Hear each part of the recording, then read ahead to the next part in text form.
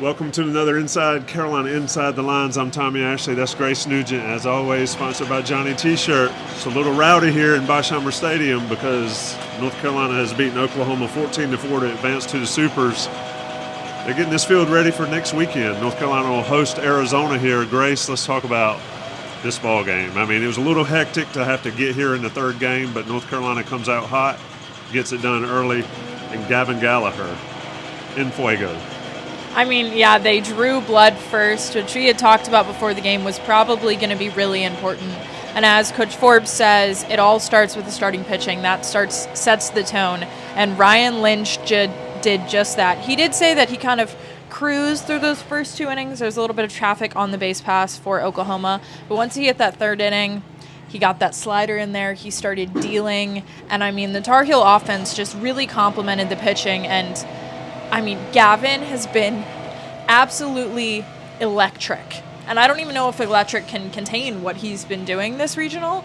I believe he has 27 total bases, if my math is correct. He went 4 for 6 today with 4 runs and 2 homers. And I think it was 4 RBIs as well. But he's been on fire, and we talked about last night that the Tar Heels really beat themselves. But today, they did the exact opposite of that. They showed what this team could be. I mean, Skip Johnson, the head coach of the Oklahoma Sooners, said at the very end of the press conference when Steve Kersher kind of shut it down, said, "Can I say one thing? You guys have a team that can win the national championship. If they play like they did today, if they play like they did in the first game against OU, they definitely have a shot." It wasn't at all perfect, but they improved a lot on the stuff that hurt them yesterday, like the walks. They only walked, I believe, 5 guys, especially for 2 freshmen in pressure situations. That's big. They didn't have any errors, I believe. And then they hit almost 500 with both runners on and runners in scoring position. I believe it was 417 and then 467. That is a winning recipe. Yep, Skip Johnson said he pitched the entire roster to try to figure out a way to stop North Carolina's offense. Look, when this team plays clean baseball in the field and in pitching on the mound, they're going to be tough to beat. And Skip Johnson absolutely said, "May I add one more thing? North Carolina can win the national championship." He didn't have to say it. The press conference was over. He wanted to say it. And he should know he's faced a gauntlet in the SEC. Easton Carmichael talked about being prepared for games like this because every week in the SEC is like that. Grace, let's go back to Ryan Lynch a little bit and Walker McDuffie. I've said it all along that Lynch comes out on fire hot. So when he said he cruised, it surprised me a little bit. But still, he was effective. Look, they both have nasty sliders. Oklahoma could not catch up with it. They got 4 runs, but really those runs are inconsequential except for the early home run. And Lynch settles down after that. They both gave up big home runs. Yeah. And they both settled down immediately. Just huge for North Carolina. Oh, I 100% agree. And we've talked about that pitchers that pound the zone, that are not afraid to go to that strike zone, that are aggressive, will just give up homers, especially guys this young who still haven't had as much time, as many innings with their pitch mixes. They're going to give up homers. The best ones give up solo shots. Walker gave up a solo shot. Ryan gave up a 2-run shot. But it's how they responded that really stood out, because after that, they didn't allow pretty much anything. I believe Oklahoma scored 1 in like the final inning, but again, inconsequential. They're just playing to get the 3 outs. It doesn't exactly matter how they got them. They're just playing for that.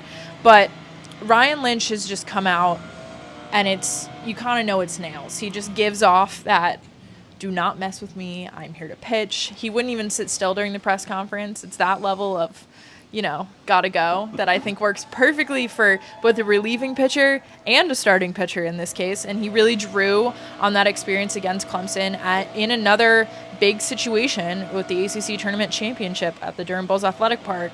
And I think it really influenced here. And I mean, both of them, not exactly men of many words, but they both kind of said that they just tried to keep everything the same, that it doesn't matter the situation.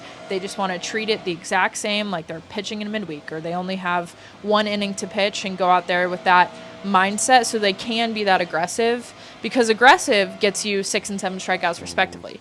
Aggressive gets you to the super regionals, and that is what this pitching staff has done today and then in their first game against Oklahoma. Yeah, I'm not sure you could find a more unassuming young man that plays like he does in Walker McDuffie. Quiet.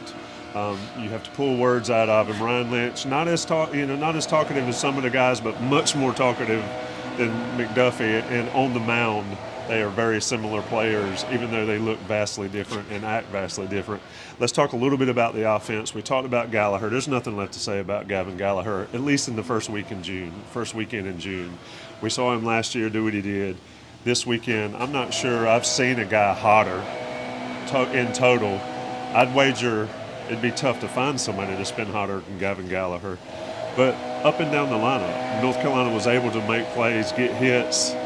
Stokely had a big hit. Vanderbrake comes back and gets some damage done. This North Carolina team, if they're top to bottom on, and then Kepley, as I've always said, stirs the drink. I know you love the way he slides. The man is as smooth as it gets. Almost had a bad situation when he and Vanderbrake collided out there. They need to clean up that communication. But Grace, the offense up and down the lineup is what wins ball games for this team. Oh, 100%. And I think they played their complementary offense. They were able to keep the momentum. They didn't just put up like one run. They put up a 3 spot. They put up a 4 spot. And I think going back to what you said about Kane is that, yes, he starts it all, and his play and style of play is a little bit different. It's like you have guys that kind of match up similarly. Kane steals a ton of bases. He is that speed threat. Easton Carmichael said it himself. And Alex won't steal as many bases, obviously, but they're both a little bit smaller. They have a similar kind of, okay, we're just going to get some shallow line drives. We're going to get on base type of style.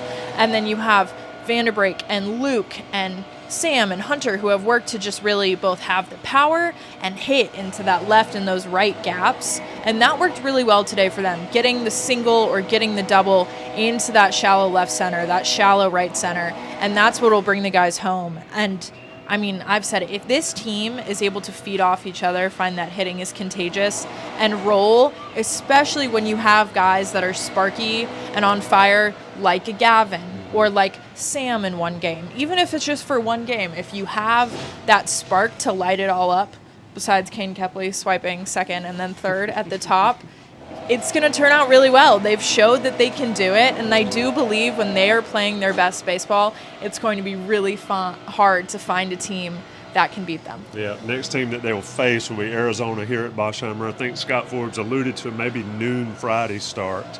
That'll be an interesting setup if that's Friday, Saturday, and Sunday. You've got Jake Knapp, who I thought was going to come in today. He ran down to the pen. It looks like he was warming up. And he was, moving around a little bit. But you got Knapp, Jason DeCaro, and now you have a Ryan Lynch McDuffie duo in addition to Aiden Houtt. Zona comes in. We'll talk plenty more about it, but just close us out. Carolina had some stress. They had a stressful night last night getting ready for this game. They eased the stress by playing well. It's a good ball club. Oh, yeah. I mean, they played loose. Forbes had said it. We've had our backs up against the wall before. And this team really has. Not just that they have guys like Gavin and Luke who have the experience from last year of going to a Game 7 with another talented SEC team. But they also just have the experience this year. If you look back through their record, it's not a lot of times that they had 3 consecutive weekend series victories. Actually, they only swept Wake, was the only sweep they had, and then the ACC tournament. So this team has showed that they can drop a game or two and they can come back and battle. And while it's obviously not great to drop games, especially in these types of situations where it puts elimination on the line, they have showed that they will find a way to win. And I mean, today they found a way to win pretty explosively with a 10-run victory. Absolutely. Carolina beats Oklahoma, moves on to the Super Regionals, has Arizona here starting, I think, on Friday. Johnny T-shirt's your place to go get some of these sweet uniforms that the Tar Heels wear. That's Grace Nugent. I'm Tommy Ashley. Of course, we'll be here. When we're doing these shows and it's loud behind us, it's because they're getting the field ready for another game. When you don't hear that noise, it's because the season's over. I hear the noise, Grace. Friday, it all starts again. Check out the Super Regional coverage, of course, when it happens, but check out all the coverage from the regionals and everything baseball related at InsideCarolina.com.